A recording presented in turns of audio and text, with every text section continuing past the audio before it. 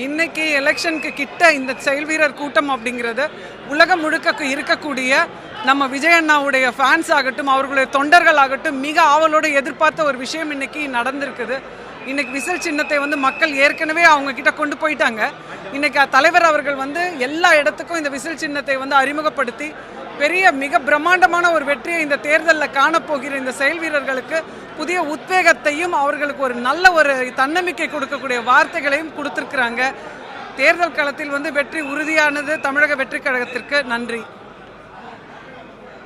கடந்த கால ஆட்சி, கடந்த காலத்தில் இருக்கக்கூடிய ஆட்சி, இப்போ இருக்கக்கூடிய ஆட்சி என்ன மாதிரி விஜய் அவரோட ஆட்சி இருக்குன்னு அவர் சொல்கிறாங்களே, ஊழலற்ற அரசு தான் உருவாக்குவோம் அப்படின்ட்டு. எல்லா துறைகளிலும் இன்றைக்கி கரப்ஷன் இருக்குது.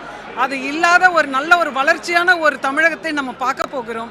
அதை 100% அவங்க உறுதி கொடுக்குறாங்க. அதே மாதிரி ஆட்சிக்கு வந்தால் அவர் இதை ஒரு எல்லாரும் சொல்கிற மாதிரி இது வாக்குறுதிகளாக இல்லாமல் உண்மையாக மக்களுக்கான ஒரு நல்ல ஆட்சியை கொடுப்பதற்கான எல்லா முயற்சிகளையும் அவர் நிச்சயம் செய்வார். 2026 சட்டமன்ற தேர்தல் வெறும் தேர்தல் கிடையாது, ஜனநாயக போர். கடுமையாக உழைக்க வேண்டியது எவ்வளோ அழுத்தம் இருக்குது. இல்லை, இன்னைக்கு பணபலம் மிக்க கட்சிகள் எதிர்க்க இருக்கிறாங்க, அனுபவம் மிக்க எதிர்கட்சிகள் இருக்கிறாங்க.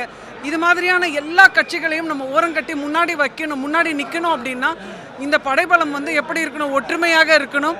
அவங்கள ஃபேஸ் பண்ணுறதுக்கு தனி தெம்பு நமக்கு வேணும் அப்படிங்கிறது தான் அவர் குறிப்பிட்டிருக்கிறாரு.